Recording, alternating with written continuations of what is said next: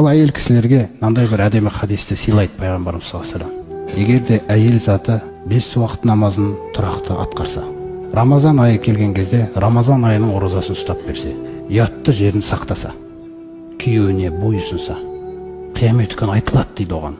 Жәннаттың қай есігінен кіргің келсе кіре ғой деп айтады екен. Неге осы 4 нәрсе сол үйдің ішінде толтырып тастаған екен Алла тағала жәннаттың бүкіл сауабын. Оның асхана деп аталатын жұмысы бар. Оның жаңағы балаға қарау, баланың тәрбиесі, баланың сабағы жетеді жұмыс. Әрқайсысы өз алдына жұмыс. Бұның барлығы енді ана деген ұғымның жұмысының ішіне кіріп кетеді да міндеттің. Одан кейін оның күйеу деген жұмысы бар. Одан кейін тағы бір келін деген жұмысы бар да. Атасы мен енесін сыйлап берсе, өзінің қыз кезіндегі әке шешесіне үлгере алмай қалған, немесе шіркін-ай қасында жүрген сөгеде жасасам еді ғой, ертерек білгенімде ғой осы иманды, намазды мен деп өкінген нәрсесін бәрін толтырып береді ғой.